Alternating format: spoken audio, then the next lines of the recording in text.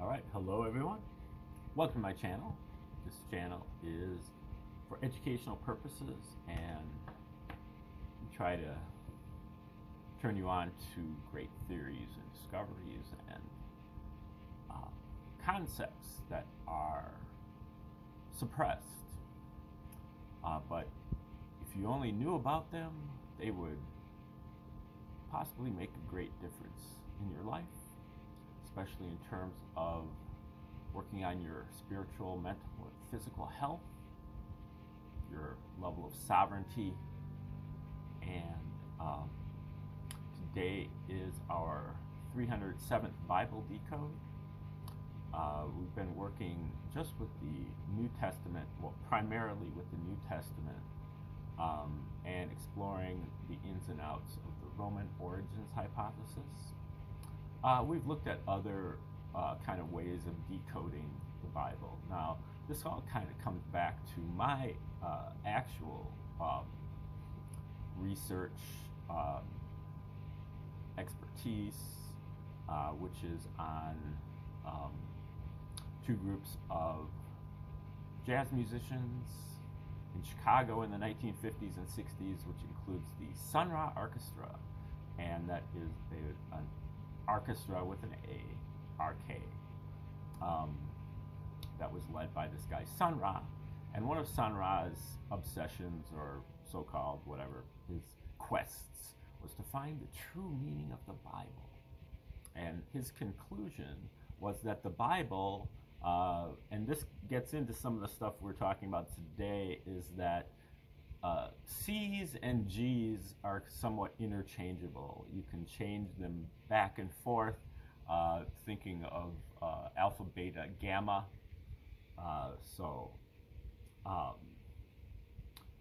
And he says the Bible is not a good book. The Bible is a code book. You have to be able to decode it. And so that's kind of what we've been doing. And we've been looking at various ciphers for decoding the Bible. One of them is the Roman origins hypothesis, understanding that the New Testament was actually written by the Roman Caesars of the Flavian dynasty from 69 to 96 AD.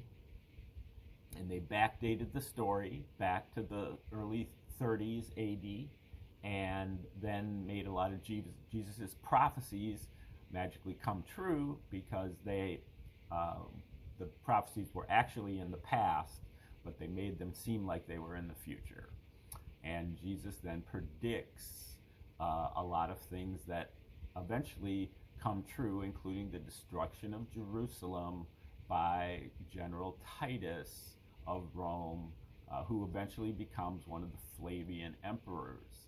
And so when Jesus predicts the destruction of the temple, that he says that is a sign of my second coming. And so that writes in Titus Caesar as the actual second coming of Jesus. That's one of many things that need to be decoded about that, and we've gone over that for hundreds of videos. The work of Joseph Atwill and the work of Michael Menescotts especially.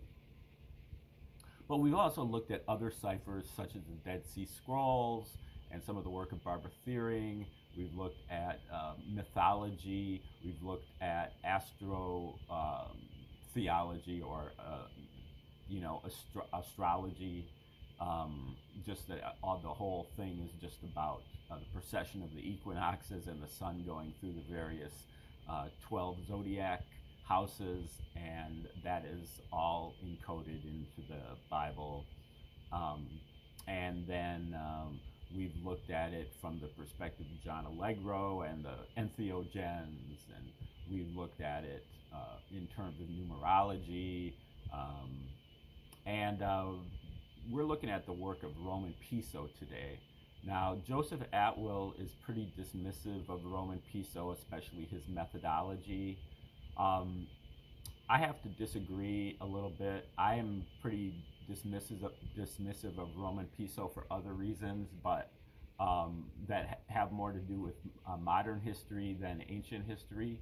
But me personally, when I was writing my dissertation, I used a similar method to what he's using because there was a dearth of, at the time that I was writing this, 30 years ago, there was a dearth of sources. Um, there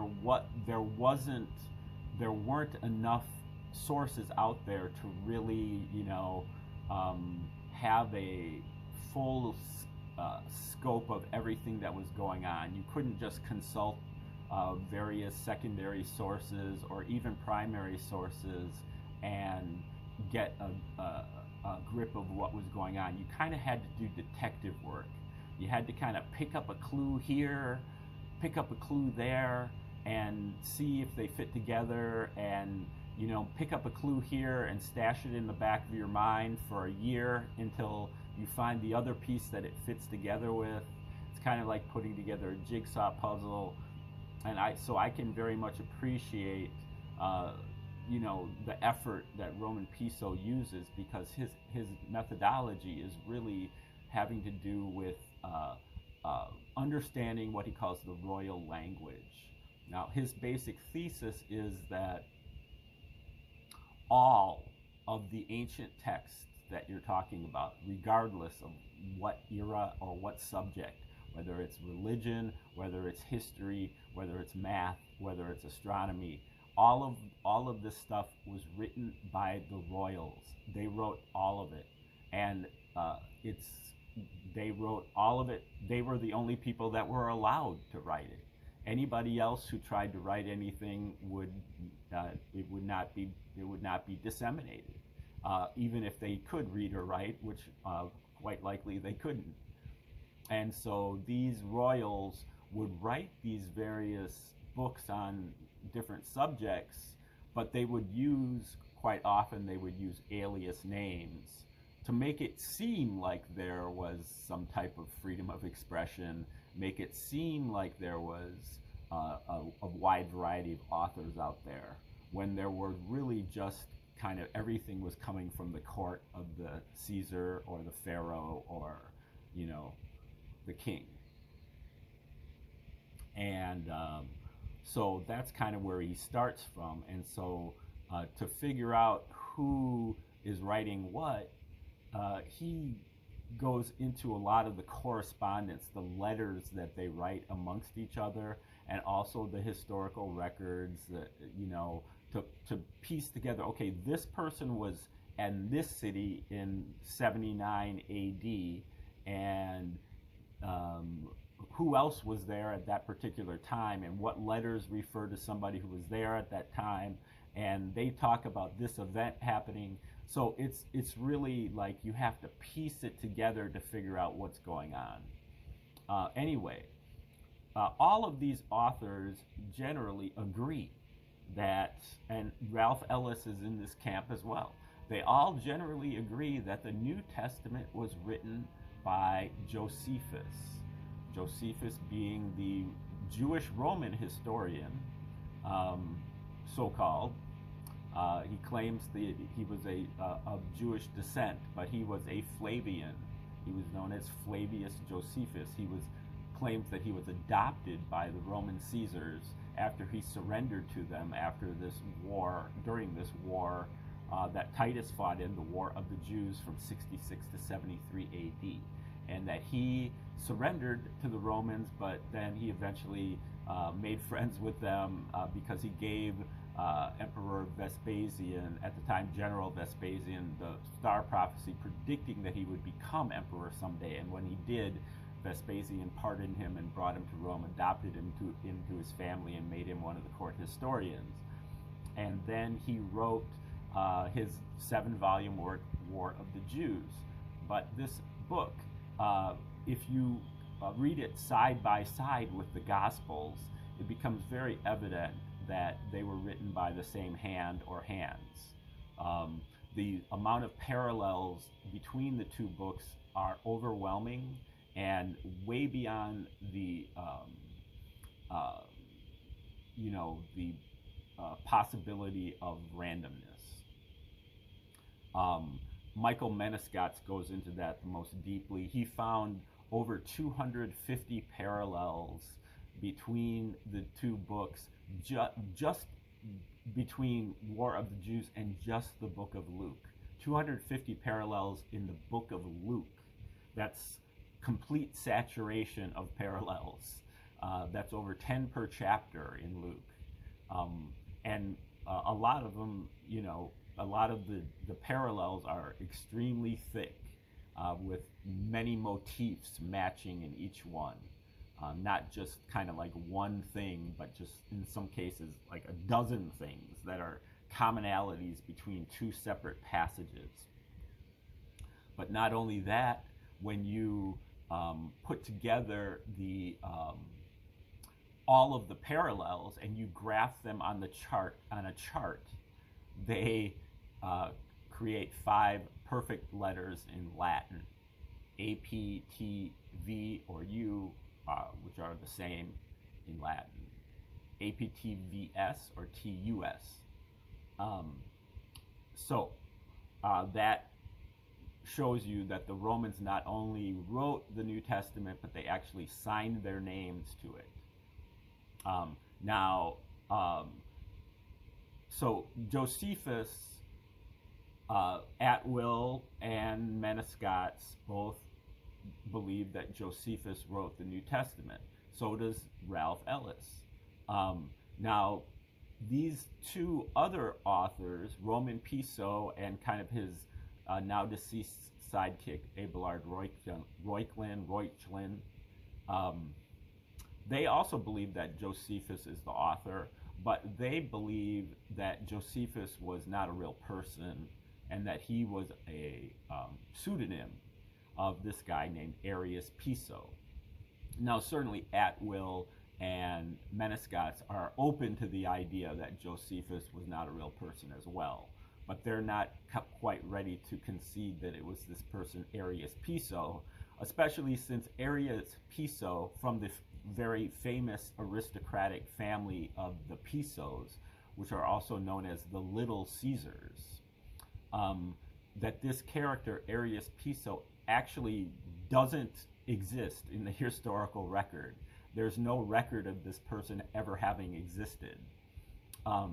You have to piece together his existence by various correspondences that he uses and hypothesizing all of the alias names that he uses. And so here, Piso, we're going through just various notes of Piso. He says he's written 37 books, but many of them were lost in various data hacking and just losing data and possibly even robbery and so on. But he's written nearly 200 articles that are up on ResearchGate or one of those sites like that. I've read at least half of those, I think more than half of them, and I've taken notes on them. So we're just kind of going over some of his notes, and they might be a little bit disjointed, but just to kind of give you the purview of what he's talking about. Now, I do agree that, the research is not rock solid, but I think he would admit that in certain areas where you have to speculate a little bit, go with a hypothesis, and then see how it works out, and then be ready to change it if new information comes up. I think that's pretty much what you have to do, regardless of how solid your research is. So he talks about how a lot of times the Romans and other ancients, other royals, would switch consonants. Now keep in mind, Hebrew doesn't even have vowels, so the vowels are inserted, so you can definitely switch the vowels, especially when you're talking about Old Testament. But you can probably do it with New Testament stuff too, because those people were speaking in Aramaic, which is somewhat of an offshoot of Hebrew. But even in Latin and Greek, you're switching the R's and the N's, and you can switch the R's and the P's, switch the C's and the G's, switch the C's and the CH's. And so you get a wide variety of permutations of different, um, and you know, all these Roman royals, they would all have like 5 or 6 names anyway that kind of emphasize their descendants or their ancestors. You know, so for example, Arius Piso is said to have been a descendant of Mark Antony's and Cleopatra's, and so he uses the name Marcus as part of his, you know, honoring his ancestor or ancestor worship. Okay, so now Roman Piso's basic idea is that this guy Arius Piso and his family, they like literally wrote everything. You know, just almost every one of these Roman authors that you've probably heard of, and even a few of the Greeks, and many of all the church fathers, all the Apocrypha, they were all written by the Romans, and in particular written by members of Arius Piso's family, his sons, grandsons, and in some cases his younger foster brother named Pliny the Younger, who was a famous writer in his own right, but wrote under a number of pseudonyms as well. So in reality, Arius, was also known as Appian. And so that's another one of the famous writers, also known as Claudius Ptolemy. Ptolemy, the Ptolemaic astronomer. Now the Ptolemies were like a dynasty of, I don't know if they were pharaohs, kings from Egypt in the immediate pre-biblical period, 3rd, 2nd, 1st centuries BC. And Claudius Ptolemy is one of the authors of the, that goes with the geocentric universe, you know, that everything is rotating around the Earth. And he says he was also the grandfather of Antoninus Pius, who was also the emperor, Roman emperor from 137 to 161 AD, who also was known as the Pope Pius, or Bishop of Rome, which eventually became Pope, and also known as Suetonius, the famous Roman historian who wrote the book 12 Caesars, which Joseph Atwill uses in his book, Shakespeare's Secret Messiah, as kind of the provider. His book 12 Caesars goes through the first 12 Caesars, well, including Julius Caesar, all the way up to Domitian, and which is up till the end of the, almost to the end of the 1st century. And the book Revelation was apparently written by Justin Piso, his son, Arius Piso's son. And Suetonius, all of the imagery from the book of Revelation, the sea of glass and the 24 people wearing white and so on, all of this is described perfectly by Suetonius as being part of Domitian's throne room. This is what is actually going on in Domitian's, amongst Domitian's court or his throne room. He talks about how Domitian built this artificial lake, and that was the Sea of Glass. They had the chariot races there, and that is he talks about this rainbow of rotating around or whatever. So now Atwill's thing is literary criticism, or literary analysis. So that's really, Atwill's research is very solid because he's not really, using many sources. The sources are just what the sources are. He's using Josephus, he's using Suetonius, he's using Shakespeare, he's using the Gospels and the rest of the New Testament. He's not digging so he's on solid ground there, and he basically describes the identical nature of the descriptions of Suetonius and the descriptions of Revelation. Okay,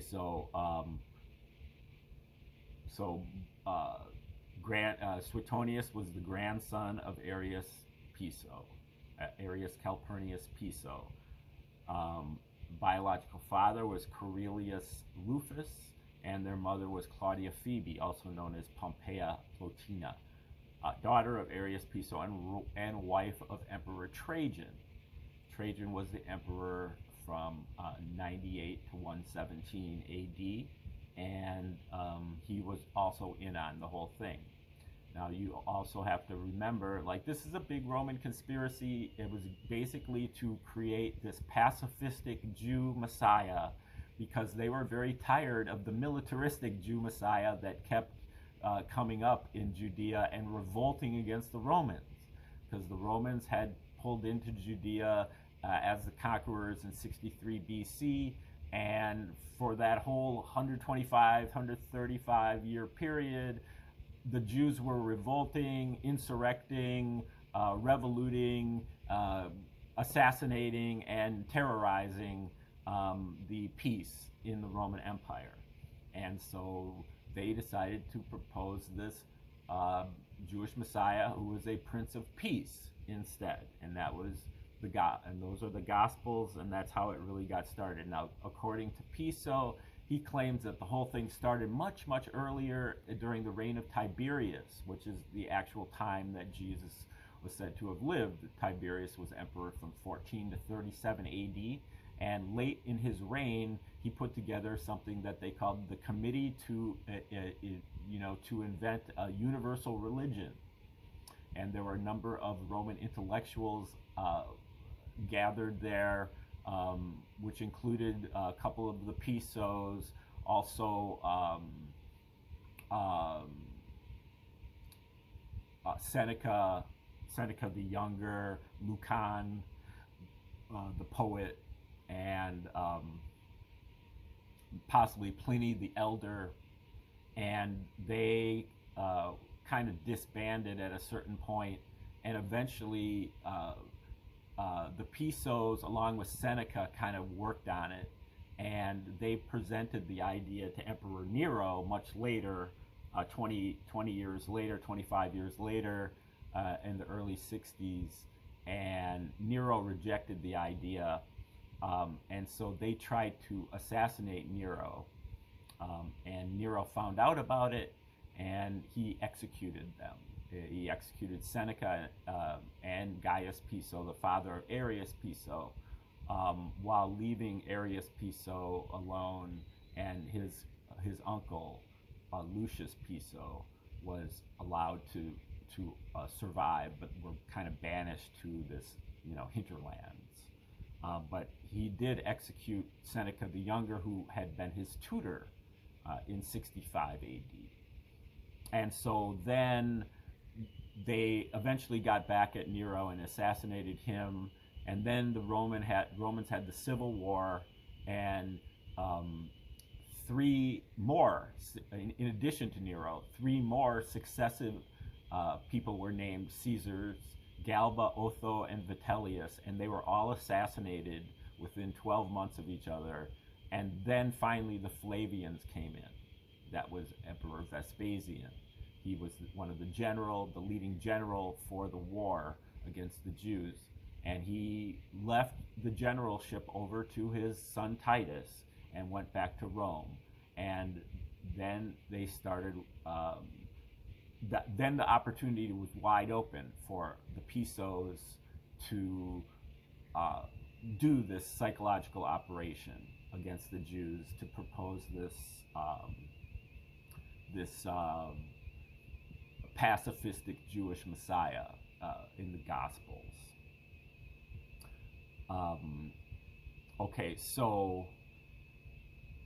Trajan Now, Christians will tell you that, oh, well, there's there's an abundance of corroborating evidence for the existence of Jesus. And they will cite Josephus, they will cite Tacitus, they will cite Trajan, they will cite Pliny the Younger, and they will cite Suetonius as 5 secular authors who all attested to the existence of Jesus. Now, this argument completely falls flat once you recognize that all 5 of these people are Roman royals and that they are in on it. They were writing to corroborate the existence of Jesus to forward their psychological operation. So their word means nothing. Also, it also means that Josephus's word pretty much also is very hollow as far as being a historian, because he's writing as a psychological operation. But historians, even today, ancient historians, classicists, and so on, they rely heavily on Josephus. And I think that's really one of the main points that Roman Piso makes. He comes up with what he calls the new classical scholarship, which is really saying that classical scholars nowadays, they take the words of these authors, these ancient authors, Josephus especially, but also Pliny and Tacitus and all of the rest of them. They take them seriously as, okay, it doesn't mean that their work is infallible, but it means that they were at least trying to find the truth, trying to arrive at the true history or whatever it is that they're writing. But this approach really shows that they're not, that this is all propaganda, it's all fraud, and it can't be taken seriously. Again, going back to what Sunrod talks about, these are codes. This is not reality. This is not what really happened. They're giving you codes so that you can decode what's going on, and what's going on is that they're trying to defraud you, using mind control on you.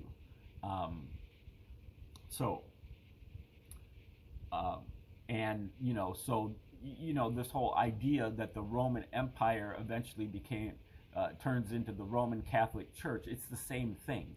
All of the popes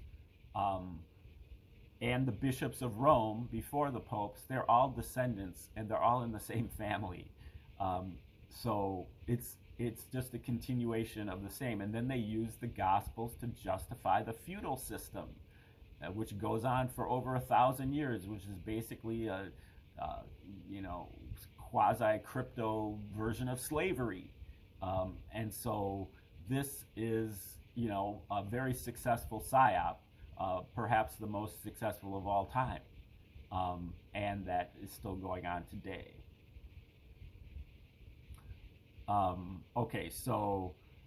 Emperor Trajan, also Arius Piso, is Maturus Arrianus in Pliny's epistles.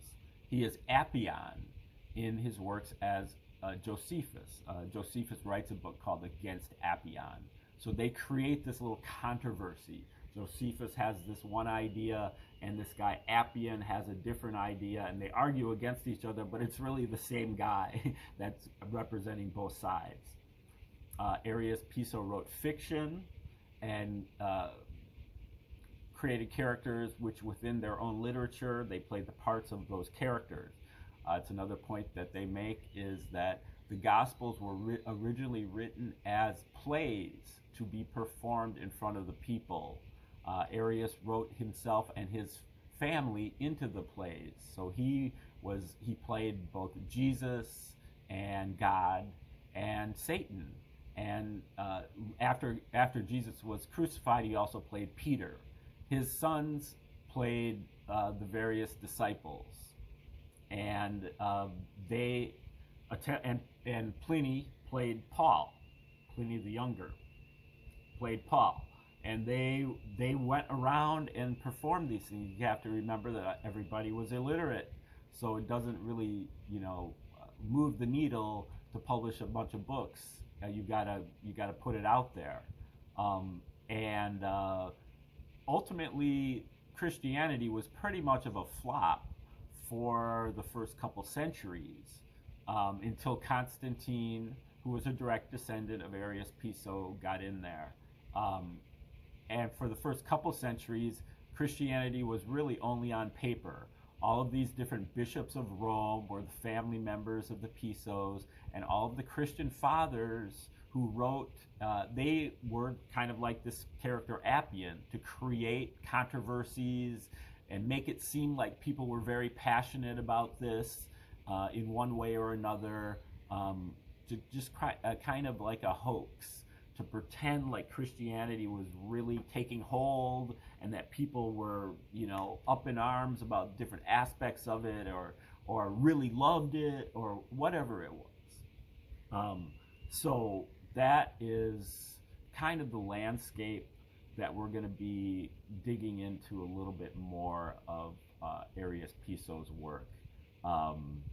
It's kind of unwieldy, and so there will be a lot of disjointedness, but the repetition will probably be good, because the psychological operation is pretty complicated in the first place, so you might need to hear it more than once to kind of let it sink in. I certainly did. And I recommend all of these authors. They all have their pluses and minuses, but when you put them all together, I think it's very compelling. Okay, thanks for tuning in today. Like, share, subscribe, and come back tomorrow. We'll learn more of this giant conspiracy and how we fit into it eventually. We will also talk about that. All right.